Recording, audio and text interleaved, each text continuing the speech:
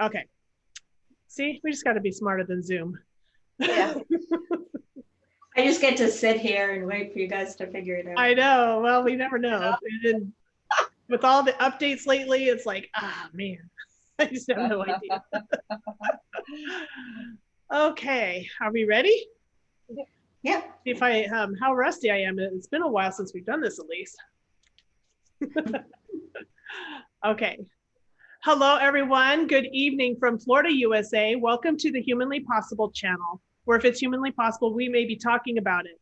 The purpose of this channel is to talk about some of the most difficult issues that we face every day as adult survivors of divorce and separation. We shed light on the topics, reducing the fear of talking about it out loud, with the intention of removing the stigmatism about this topic. I am Dawn McCarty, and I am an adult survivor of abandonment, parental abduction, and severe alienation. These are our primary focuses on this channel. And as we talk, we will share with you the stories from ourselves and others like us. Oops, I have a big major typo in here, sorry. And also from experts who have studied parental alienation in depth. We hope that there are others out there like us and that they will see this show and feel compelled to come forward and find their voices as well. Tonight, I am joined with my lovely co-host, Elise. Could you introduce yourself? Yeah, g'day everybody. I'm Elise Price-Tovola. I'm a clinical psychotherapist over in Sydney, Australia, and I'm also an adult survivor of severe parental alienation myself, and my PhD topic is on treatment for adult children of severe parental alienation. So this evening, or this morning in my case, we're joined by the amazing writer Dana Lacordera, and she's going to come in and speak to us today. She's also an adult survivor of parental alienation and an amazing writer. So she's got a book that's about to come out soon too. It's called The Uncluttered Mother. So keep an eye out for that. And it is my big, huge pleasure to welcome you to the Humanly Possible show, Dana. Thank you so much for joining us. Thank you for that kind introduction. I'm happy to be here. We're glad you're here, Dana. Thank you. Yeah, wonderful. Yeah. So Dana, would you like to give a quick introduction about what you're currently working on, some of the projects, and then what else you would like to speak about tonight? Sure. So I've been writing about alienation for probably a decade now, and that's about when I started my memoir, which is a work in progress, and I've had some excerpts of it published, but it's been a very slow going process. You know, I'll work on it for maybe a year, take a few months off, and it's a lot. It's a lot to go through. Yeah, it's an emotional project. And then of course there's the fear of, well, you know, do I want it out in the world? And I think like any writer writing memoir probably feels that way, not just somebody who's writing about alienation. And at some point I realized that, you know, it can't be a complete memoir unless there's some redemption. You know, what did I learn from what I went through? That's really the important part, or a very important part of memoir. And so it wasn't until, you know, probably in my 40s that I started figuring out really what, what I had learned from what I went through and how the healing process was going to work for me, really. So I went into therapy. I was very interested in health. I got into yoga and meditation, and it wasn't just one thing that helped the healing process. It was many things. And so over a process of about a decade, the book started coming together more, where it was, you know, okay, this happened to me. I was alienated from my mother when I was 4 years old, but then the whole process of healing and forgiveness and is really the the other half of the story. So it's almost finished. You know, I don't have a publisher for my memoir yet. I'm working on edits and figuring out the next step with that. So in the meantime, in the midst of all that, I started writing, many years ago, just essays about motherhood and, you know, I was raising my children, and some things about wellness and healing and creativity, and eventually realized I had a book, you know, with enough essays to fill a book. And I just felt compelled to focus on that for a while. So hence the book, The Uncluttered Mother. And I don't talk about I don't write about alienation in that book very much. I do mention the healing process and how it's a lot easier to sort of heal and reconnect with your more authentic self if you have decluttered your environment and your mental space and your heart. And so the two books they seem like they're not related, but in my mind and my heart, they are very much so. So that's where my writing comes into the whole story. And, you know, like both of you, I was alienated from a parent when I was a young child, and reuniting with that parent was a very imperfect process in my 20s. And, you know, there's a lot to the story. Yeah, there is.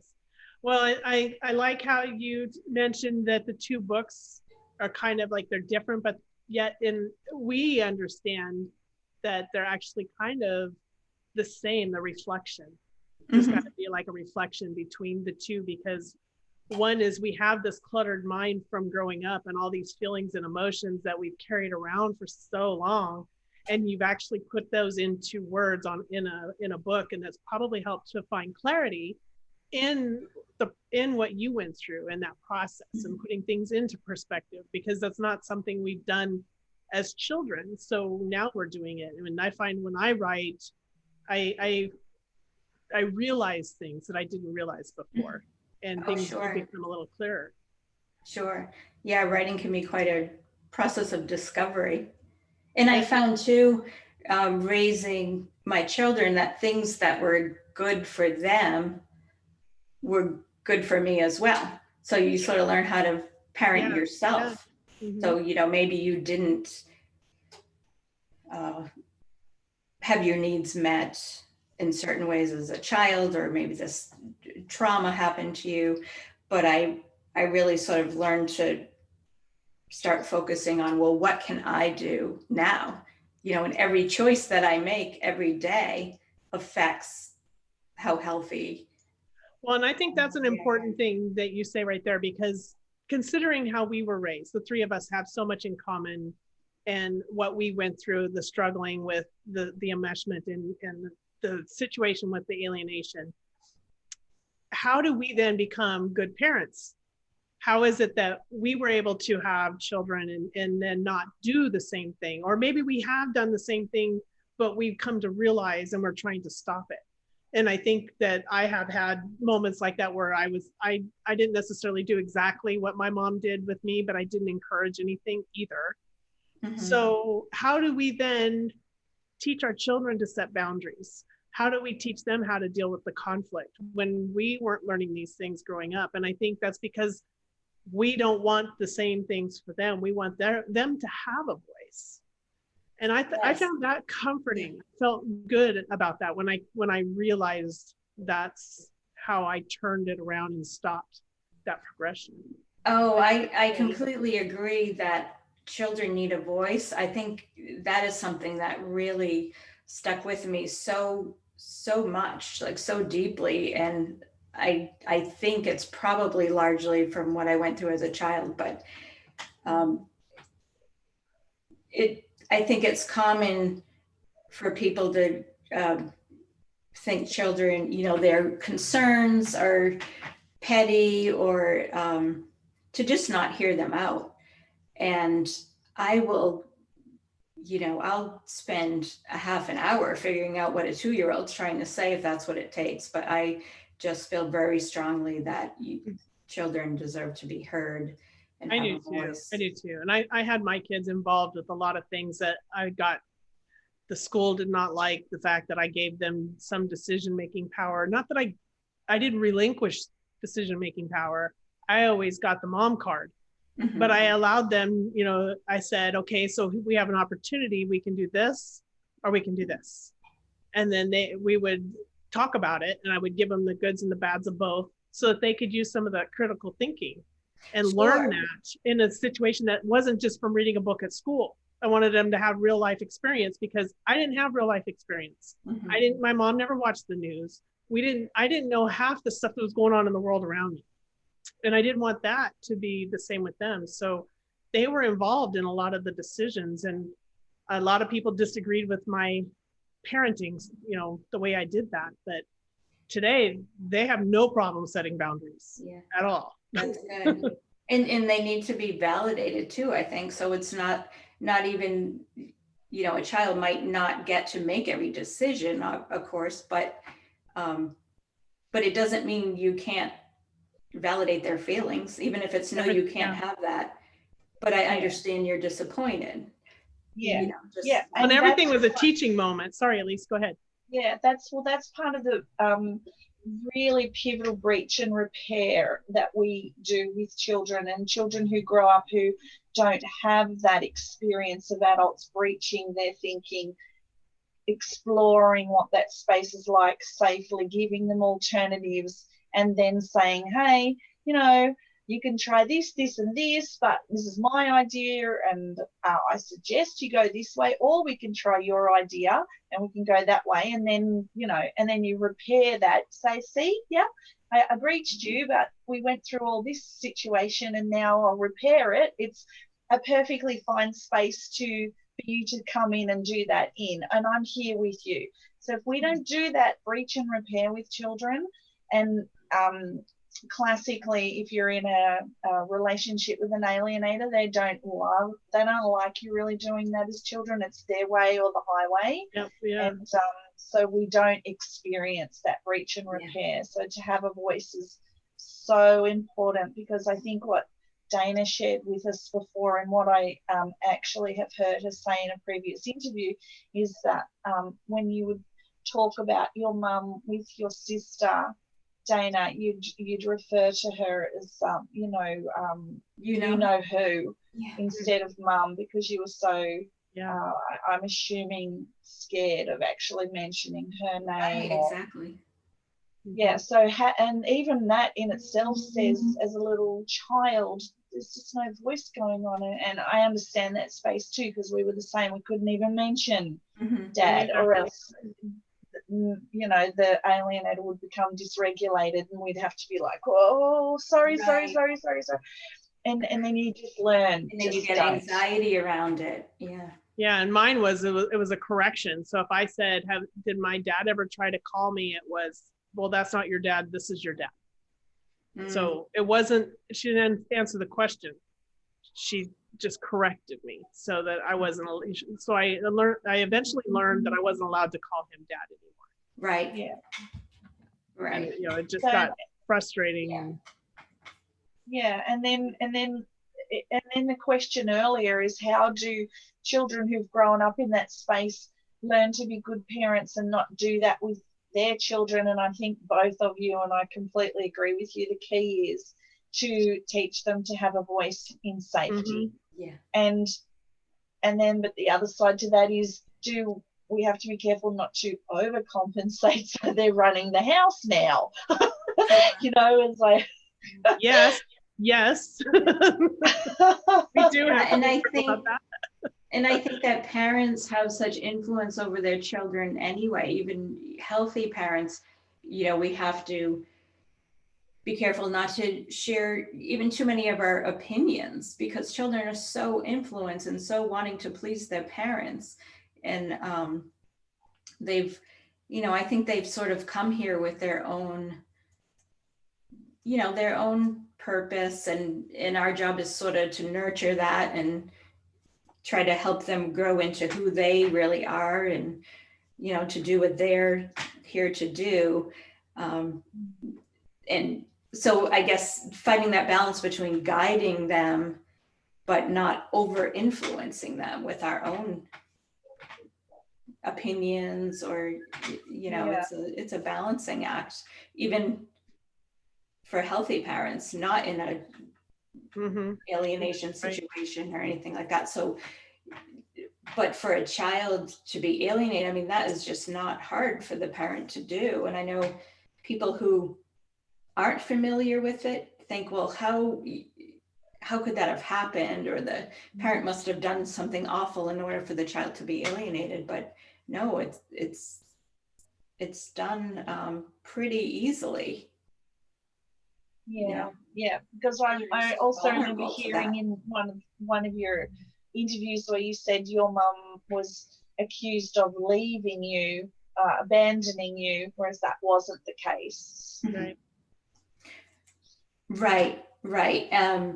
That was the storyline. That's what a lot of people believed, because she wasn't there, she wasn't around. So, and I didn't have access to her or her family, who I then stopped seeing. So the only information coming in for me was what was coming from the parent I lived with and those around him. Yeah, and a lot of it was unspoken. So I'm sorry, Dana. Can you speak to that space for a moment so that people can understand what it's like to have a child growing up in that space where the parents are being erased or moved out, targeted, alienated, whichever word you'd like to use, and what that's like for you not to be able to see the grandparents, the aunts, and because you were very close to all of them, weren't you? Yes, yeah, I was, and it almost felt like it happened overnight. I mean, it wasn't overnight. It was, I think, the process of 6 months to a year from the time my mother was out of our home until I was completely alienated from her. But there was nobody to talk to about it, because I was only surrounded by the parent I lived with and his family. And so I don't have memories of grieving. I don't remember asking for my mother. I don't know if I did grieve or if it just felt too unsafe to grieve. And for a while, I felt, almost obsessed with getting those memories back. I wanted to have the memories of the grief. I thought that was an important part of the healing. But I was, not even 4 years old at the time. So I have memories of when my mother still lived with me, and I have memories of afterwards, and, her coming to visit on my birthday and bringing me a birthday gift. And my father she wasn't supposed to be there. So I have that memory, but I don't have memory of the actual grieving and the immediate aftermath of her being gone. Mm-hmm. And I eventually had to just sort of let go of that that I could heal without those memories. Can you share how it felt to not have your mother there, not have that mother-daughter relationship? What did that mean to you? Did it affect you? Did you know any different? I think it was, lonely in a way. And I think it probably was partly responsible for my rich inner life, and maybe perhaps for becoming a writer, because I just sort of became emotionally dependent on myself a lot of the time, which of course, is not a good thing as a child, and certainly had some consequences as a teenager as well. But I did sort of, I don't want to say a strength came from it, because I don't want to belittle the trauma, of alienated children. Well, you had to put on a strong front. Yeah, maybe that was part of it. I think I was an introverted child to begin with. So I was tuned into my intuition, and I think that helped me to know that I knew my mother wasn't really bad. So deep down, I knew she wasn't this awful person. Whereas I feel like some children are, well, we might have to cut this long pause out of here as I collect my thoughts here. Okay, I won't speak for my sister or other children. I'm just going to speak for myself here. I knew deep down that my mother wasn't bad. And I think that kept me from being completely, brainwashed, as some might say. I agree. I felt agree the same too. way. Yeah, Elise, can you talk about that intuition part that children might carry? Yeah. Because that's what was at my baseline for the entire time. So when we were taken and given different names and told dreadful things about my father and what he was going to do to us, and etc., the whole time I was being told he was this terrible, violent monster. But in my heart, he's my dad, and I kind of used to think, I don't actually agree. But you can't have a voice about that because it's too dangerous. So you just got to be quiet. Then there's something in your heart that's still like, when is he coming? When am I going to get to see him? What's going to happen? How long have I got to wait? When is he going to turn up? When is this? When am I going to get a hug? And it's like a living, for me, I wasn't allowed to grieve. There's no grieving allowed, because if you're crying and grieving over, like if I was doing that, that's not allowed. So I was, it was a living grief that I wasn't allowed to show. So I'd cry at night for years over how much I missed him. And it just was just so incongruent, all the stories I was being told by other family members, and there's some pretty hardcore stories, versus what I knew of him. So and that stayed with me, and that's definitely one thing that, if all three of us are agreeing on, that intuitively we are hearing these stories and it may not have been how we were interpreting it or feeling it, then the other parents out there who are now being targeted, who are wondering whether their children are ever going to keep loving them or come back or anything, you've got to keep the door open, because there's three of us now stating, and we're all severely alienated young children too, under 5, that intuitively we knew differently. So I think that's pivotal. Yes. Where does that intuition come from in such young children? And now as adults, this is decades later that we remember that. Where does that intuition come from? I think it's a natural part of being human. I think everyone has it, and I think maybe, could it be that we did have a bond with them, and that we established that connection? We know them. Yeah, it's about attachment, for sure. Because I have people coming in here, couples who come in here all the time, and you can tell the ones who are pretty anxious and controlling with the children don't go to them. They go to the ones who are have unconditional positive regard and don't criticize and judge the children. They're good moral compasses. They still keep boundaries and things, but the children gravitate to them a lot of the time, and a lot of the time I think the alienating personalities can be very controlling and driven by anxiety. And my memory was, my dad wasn't like that. He was a soft place to fall for me and didn't judge and criticize me. That's my early I could be me with him. That was my early thing. So I think for me I felt safe with him. Yet I was being told he wasn't safe. But that's just my lens. I don't know what it's like for you, Dana. Yeah, I was close with my mother too, and oh no, we're losing Dawn. Ah, We're I have no idea having what. issues with her internet. Oh, there she is. So I was close with my mother, and she tells me we were very close. And I have, family members who had spent time with us during those first 4 years of my life who said, she was a very loving, nurturing mother. She loved you and your sister. And I know that it's true. And then later on, I thought, well, did I lose that part of me? If the bond was gone or because I was alienated, where did that part of me that knew my mother